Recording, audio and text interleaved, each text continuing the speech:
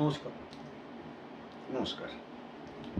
দিদির উদ্দেশ্যে কিছু কথা বলতে চাই। দিদি তো আমাদের একটাই, আমাদের ভারতবর্ষের সবার প্রিয় মমতা দি, মুখ্যমন্ত্রী। দিদি বারবার বলেন যে উন্নয়ন করছেন এবং বলেই দিয়েছেন 99% হয়ে গেছে, সামান্য কিছু বাকি আছে। কিন্তু আমরা কি দেখছি? বাস্তবে আমরা কি দেখছি? বাস্তবে যেটা দেখছি সেটা কিন্তু আমাদেরকে ভাবাচ্ছে, আমাদেরকে কাঁদাচ্ছে, আমাদের কষ্ট দিচ্ছে।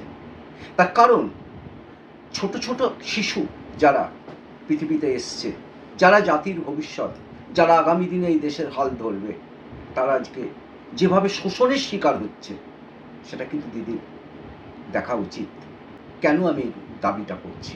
আমি দাবিটা করছি এই কারণে যে আমার পরিচিত কয়েকজন যারা আইসিডিএসে কাজ করে, কথা প্রসঙ্গে আমি গিয়ে দেখেছি তাদের ওখানে যে সরকার থেকে একটা লিস্ট পাঠানো হয়েছে, লিস্ট যেটা ওরা টাঙিয়ে রেখে দেয়, বাচ্চাদের খাবার দেয়। সেই সব বাচ্চা যারা পরিপূর্ণ আহার পায় না, পুষ্টি পায় না, তাদের জন্য। কিন্তু অবাক করা ব্যাপার এইটা, এই উন্নয়নের রাজত্বে আমরা দেখছি মঙ্গল, বৃহস্পতি, শনি তাদের আধখানা ডিম দেওয়া হয়। আচ্ছা, আপনারা বলতে পারেন আধখানা ডিম আর এই সামান্য খিচুড়ি তাতে কোন পুষ্টিটা হয়? আমার উত্তর জানা নেই। এবার আপনি বলতেই পারেন এই কথা যে না, আমার রাজ্যের টাকা নেই, কিন্তু সত্যি কি তাই? আজকে আমরা দেখছি যে দুর্গাপুজোতে 1,10,000 টাকা প্রতিটা পুঁজি কমিটিতে দেওয়া হচ্ছে। হ্যাঁ, আমি নিজে হিন্দু, আমার আনন্দ হচ্ছে, কিন্তু তার সাথে আরও বেশি দুঃখ হচ্ছে এই কারণে, কারণ আমরা তো চলে যাবো এইসব ফুর্তি করে, কিন্তু যেসব শিশুগুলো আজকে বড় হচ্ছে, স্কুল তো প্রায় বন্ধই হয়ে গেছে, পড়াশুনোর কোনো নামগন্ধ নেই। আমরা যারা সামান্য কিছু লেখাপড়া করেছি, শিখেছি, আমরা জানি লেখাপড়া কতটা কঠিন, এটা মজার জিনিস নয়। কিন্তু আমরা ছোটোবেলায় মজা করতাম, স্কুল পালানো, অমুক পালানো। এখন স্কুল পালানোর ব্যাপার নেই, কারণ স্কুলটাই উঠে গেছে। এখন নানারকমভাবে সার্ভে করা হয়, স্কুল ছুট কজন? খুব ভালো কথা, স্কুল ছুট কজন, কিন্তু কেন স্কুল ছুট সেটা কি খোঁজ নেওয়া হয়? সেটা খোঁজ নেওয়া হয় না। তার কারণ আজকে যেভাবে জিনিসের দাম বাড়ছে এবং তাদের মুষ্টিমেয় তার বাড়ির সামান্য রোজগার, যে রোজগারের উপর তাদের ভরণ পোষণ নির্ভরশীল, তারা নুন আনতে পান্তা ফুরে। আপনারা বলতে পারেন যে এই কথাগুলোর মধ্যে একটা রাজনীতির ছোঁয়া আছে, কিন্তু আমি রাজনীতির দিকে যাচ্ছি না, আমি বাস্তবটা বলছি। আজ থেকে এখানে কেন্দ্রীয় সরকারের একটা বড় ভূমিকা থাকা উচিত। কেননা আমাদের এই দেশটা আমাদের সবার। আজকে দেখা যাচ্ছে চারদিকে চুরির একটা যেন ধুম পড়ে গেছে, যে যেভাবে পাচ্ছে লুটে খাচ্ছে।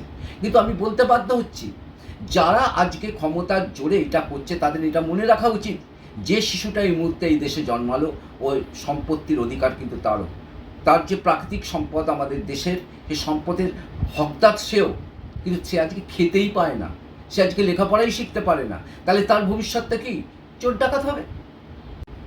আজকে কোনো একটি সংবাদে আমি পড়েছিলাম যে দক্ষিণ আফ্রিকার একটি দেশে এবং সেখানকার বিশ্ববিদ্যালয়ের উপরে একটা বড় সাইনবোর্ড দেওয়া আছে, যে সাইনবোর্ডে লেখা আছে যদি তুমি কোনো জাতিকে ধ্বংস করতে চাও, কোনো বোমা পিস্তলের দরকার নেই, শুধু তার শিক্ষাটাকে ধ্বংস করে দাও। আজকে কিন্তু আমরা সেই দিকেই যাচ্ছি।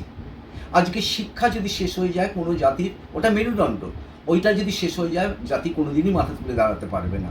সে আজকে ওই আমাদের পার্শ্ববর্তী যে দুটো দেশ আছে সেই সব দেশের মতোই আমাদের এই দেশটা হয়ে যাবে, যে দেশ সারা পৃথিবীকে একদিন আলো দিয়েছে। আমি এর মাধ্যমে আপনাদের সবার মতামত চাই, এই নিয়ে একটা জনজাগরণ হয়ে উঠুক, যে আমাদের কাছে বিলাসিতা, এই ফুর্তি করা, এই পুজোর আনন্দ করা, মদ খাওয়া, এইটা বড়, না আমাদের বাড়ির যে ছোট ছোট শিশুরা আছে তাদের সুশৃঙ্খলভাবে বড় করা, তাদের জীবনে প্রতিষ্ঠা করা, কোনটাতে আমরা আনন্দ পাবো? আপনারা আপনাদের মতামত জানান, খুশি হব। নমস্কার।